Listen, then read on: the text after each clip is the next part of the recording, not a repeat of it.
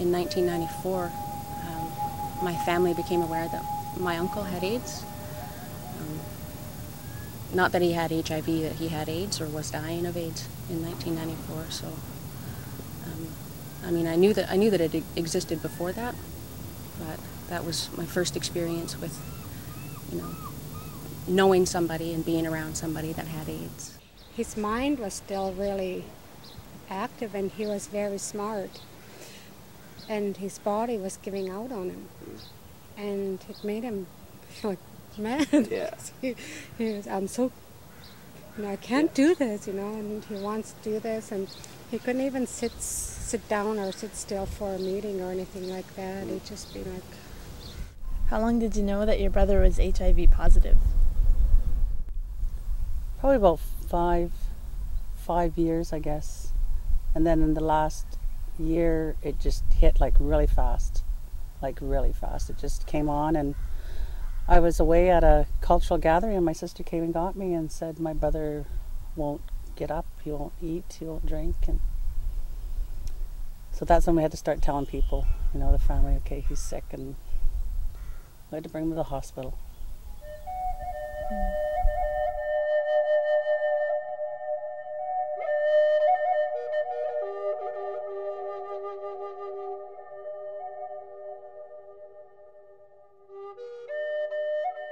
How did HIV/AIDS affect you? I learned about it over the phone. My uncle lives in Vancouver, and I was in Campbell River doing some work there for about 4 months, so I learned over the phone. I got a call saying that my uncle was very sick and that he was dying. And it was really hard, mainly because, I was so far away. I was in Campbell River, and I couldn't get to Vancouver to see him. So that was really hard. We stayed in contact with my family over the phone and, kept updated on what was going on over there, but yeah, it was just really hard to be away. It's been pretty hard being the oldest, having to be the one to try and keep the family together and stuff. And because we were so new to the whole idea, we didn't really know much about it. And when my brother first found out he was positive, just between him and I, we never told anybody but a few people. Mm-hmm. His family didn't know. His children didn't know. And so when he was actually dying, they wouldn't believe. Mm. And it was sort of it was hard to not to be able to talk to anybody about it. Yeah. I know there's a lot of educational workshops and all of that are put on in the different communities, and they try to tell the people of what it is and what you have, the symptoms you have, and all of that.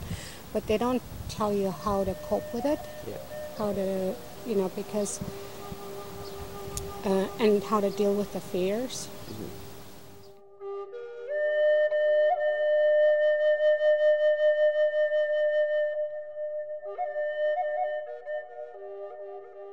We just kept it between ourselves, and he just kept on living and didn't want to have any medications or anything. And then finally he started getting sick, and we had to start telling some family, not too many. He just didn't want anyone to know. Mm-hmm. And we didn't even tell. It was just me and one of my other sisters who knew, but we didn't want to tell the other kids because, we didn't really know much about it to even be telling them anything. Mm-hmm. And he just didn't want them to know. They were too young. So you were saying that you were not educated? I guess I just didn't want to know, so I didn't bother trying to educate myself until later. Mm-hmm. He said he was fine, he didn't want to take any treatments, and when he got sick he still didn't want any treatment. He refused to eat. It was really hard reading all of the books and information and stuff that they were giving me, because there was a lot of statistics and a lot of it was really hard to make the connection that the illnesses that they would happen to this person, and I just sort of recognized that the human story was being missed in the education and stuff. It was all just about the disease, but it wasn't the human side of it. there weren't that many Aboriginal people that were willing to go into our own communities, and educate our own people. And again, I think that comes back to just the silence, and especially in rural communities, I mean, it's really hard to be outspoken about even who has HIV, because the communities are so small. I think that confidentiality on our reserves and in our small towns is a really big issue and a really big barrier that we have to overcome. Because we pretty much had to learn everything on our own, because there's no resources like on reserve for something like this, and it would make things a lot easier if there was. We didn't even know who to call. Like, we didn't know where we could get a bed. We didn't know anything. Mm-hmm. Was there anything within the community that they help out a lot from stay out? And well, we didn't really tell anybody, so nobody really came around that much. Like, I don't know if it was embarrassment. I don't know if I was embarrassed, or I don't know what it was. I just didn't want people to know. Is that something that you're comfortable with? Or oh yeah, yeah. I can now, but before, when he first got sick, I didn't talk about it. Mm-hmm. In fact, when he first started getting sick, he got meningitis. So that was what was wrong with him, that we said at first. Mm-hmm. But then after people they knew. So. But we didn't talk about it much, and we really still don't. Mm-hmm.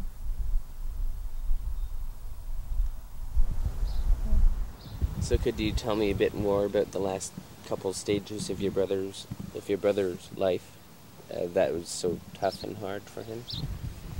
He was in a lot of pain, and he was sick a lot, and he had pneumonia all the time, and he just could not, get any better. He used to enjoy, going out for walks. Like, he would walk like he really loved going for walks. He couldn't do that. It was like a pain for him to get out of bed. And so he started just staying in his room. And then we'd just go to there, bring him his books, because he loved to read, bring him his books, bring him food. And it got to where there was a lot of foods and drinks he couldn't have, mm-hmm. because his stomach was sore. And so then we had to adjust the diet, stuff like that. And then his daughter, a couple of his kids would go and visit him, make sure he's all right. And he used to be he was a tall man and muscular. He was a fisherman most of his life. And so having to, cope with that. I know he got sort of like very sad. He didn't walk tall anymore. He walked with his head down, and for quite a while, I guess he was trying to deal with it himself. And then it's hard to watch somebody go through these different stages. It's harder to keep it a secret. It is, really. And I know, like, this was my first knowledge, my first experience knowing someone who has it or who had it.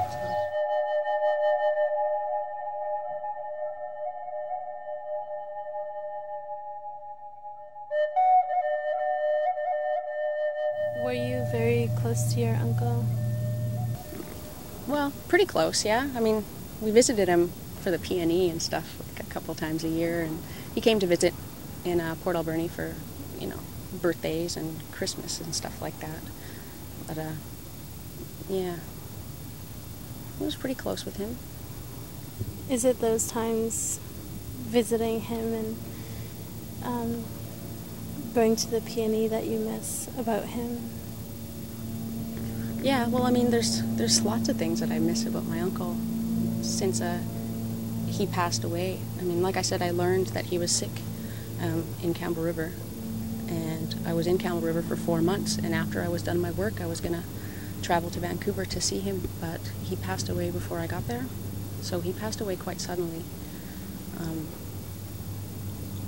And after that, there was a lot of anger because of that, because it was so sudden, because I never really had any closure around his death. And the family, or my family, had a really hard time speaking about it, speaking about what was going on.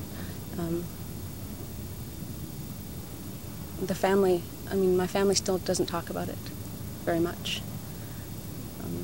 I mean, they talk about him, you know, memories of him, good memories of him visiting in the P&E and, you know, Christmases and stuff like that, but you know, we don't talk about his being sick, or you know what it did to his children or the rest of his family. Yeah, there's a lot of silence around it. Mm-hmm.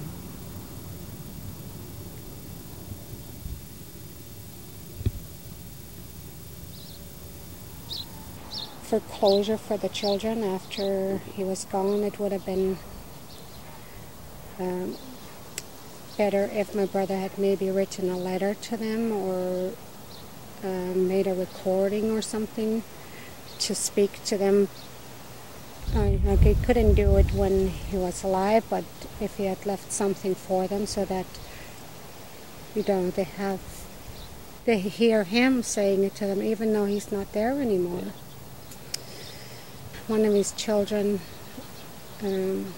just would not believe it.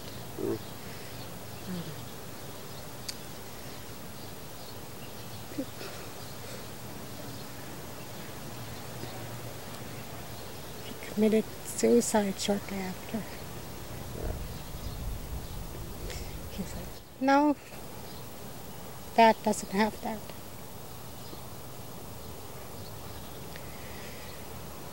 And he wouldn't believe it. It just made it, ate him up. And he just got so angry and so depressed. And then he was young, very young. Which added on to what.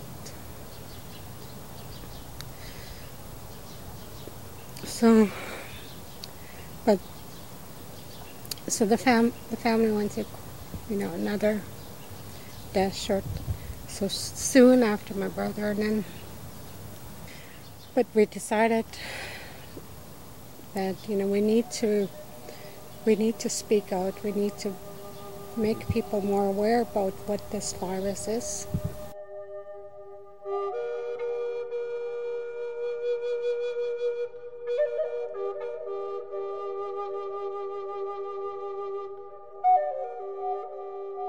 Did you know why your brother did not want to be on medication?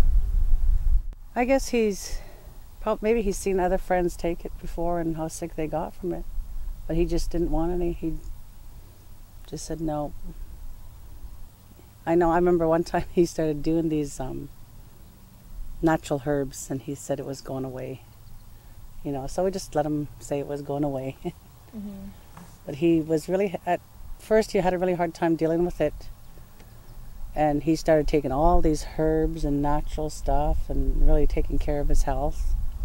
But then as he got sicker and he started losing his hair and losing weight, and he just didn't think it was necessary anymore. And he wouldn't talk about it either. Like, he wouldn't talk about why he didn't want to take the medication. He just said no. Mm-hmm. He did come around quite a few times, though. Like, he was just about right out, and then all of a sudden he'd come around and we'd be talking, and the times in the hospital got really bad, and I walked in one time when the nurses were being really rough with him, doing personal cleaning, and he was just screaming when I walked in, and they left the room, and I said, "What's the matter?" And he said, "I want to go home." So we took him home, and he was home for probably about 2 or 3 months, I guess.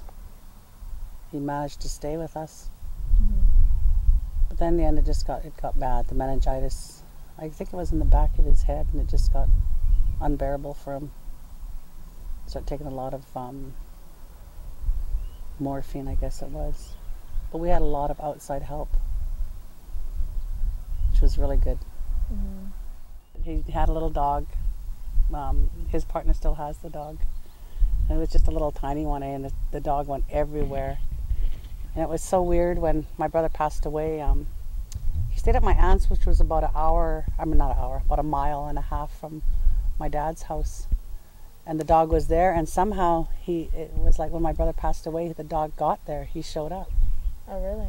And nobody brought him. He just somehow, like, he knew where that house was, like, because my brother brought him there before. And when my brother passed away, the dog got there somehow. It was really weird. How has your brother's passing changed your life? It's been pretty hard. Like, it's been 5 years, but it was like it was yesterday.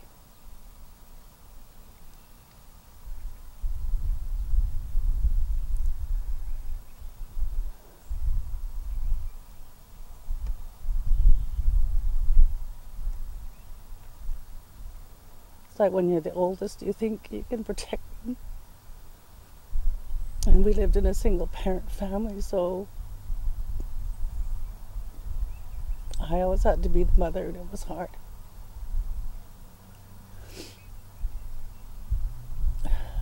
I still do it to my brothers and sisters. I try to protect them, and sometimes I overdo it. And just being the oldest was so hard because we didn't have our mothers there.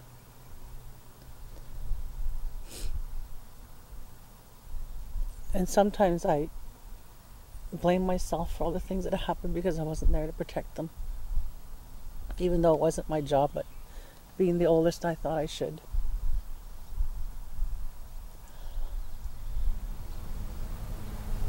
What was your brother like? He was very outgoing. He just loved anybody. He never ever had anything bad to say about anybody, even if people would say things to him or make fun of him. He didn't care. And he just loved being around people.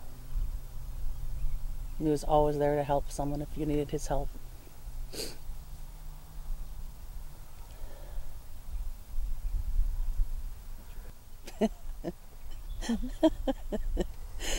I used to always ask him if he wanted to dress like a girl. If I could dress him up. So why don't I put makeup on you? And he's like, no! I used to always tease him about dressing up. It's like, I don't think so. But we were just so close we could talk about anything. We used to stand on the balcony of this apartment we lived in and whistle at the guys that would go by. And he was funny.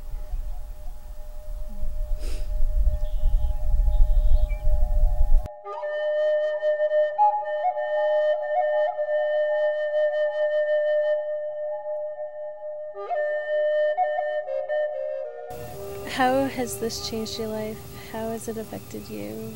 Because I made the decision that there would be no more silence. You know, no more silence in my family, no more sitting back and watching a family member die in front of us and accepting that there's nothing that we can do about it.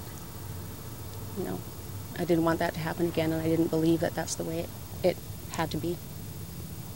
So that's why I wanted to start speaking about it and sharing the story, even if it was hard for me. I mean, just to share it anyway, because I don't know, there was so much silence around it. Nobody wanted to talk about it, you know, in my family and, you know, back home in Qualicum or whatever. So, yeah. What do you think for families out there who have a brother, who have an uncle that has HIV, what do you think the number one thing that they should do for that person? Well, my brother was just glad that, like, I couldn't really do a lot for him, like physically or anything like that, but he was glad that I listened to him. If you could go back in time and rethink, or go back, would there be anything that you'd want to change? probably like to find out more about the whole HIV thing, because at the time I just didn't want to know, because I didn't want to know what he was going to go through. But of course it was going to happen, but I wish I was more prepared for it. Like I could have got more information on why these things were happening and how we could do what we could do to make him comfortable. And we just had to learn as it happened. And at the beginning we didn't do a very good job, because we didn't know how to change him properly or anything. Finally people had to start coming in and helping us. But I wish we just had asked more questions and reached out for more help. But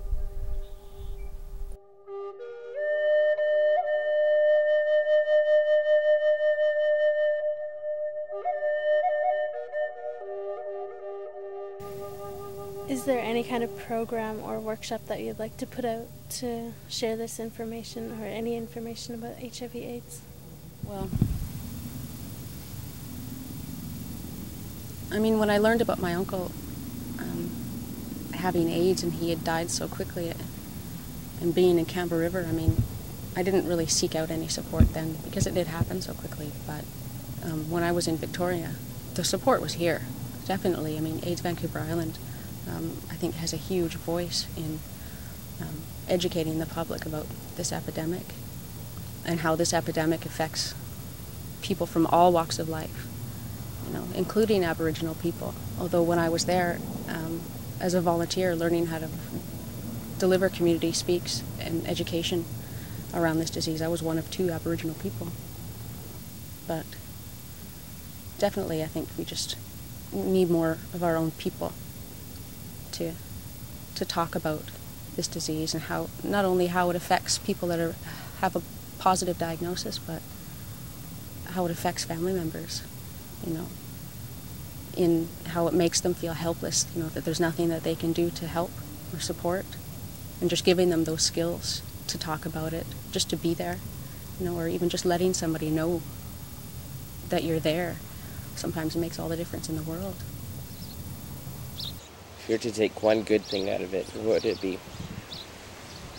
One thing I changed in my family was I talked to my children about, you know, like, which it took a lot of courage, because I didn't know, like, because I learned, like, in school too, like what you know, children are learning now, like they're even talking about in elementary school. And because my daughter came home, oh my God, Mom, you wouldn't believe what they're talking about. And so we just discuss it, you know, because they're talking about it in school. So they come home, they tell me, and we talk about it, you know, like, and we talk about how they feel about what was told to them in school, and do you understand? And, you know, I don't ask them, did you learn anything from it? Because then they go, oh, Mommy. Yeah. But I did that with my children right from probably in elementary school. So they're aware more of the risks now, because my brother died from that, and so they know that it can happen to anybody, because it happened to their Uncle Ray.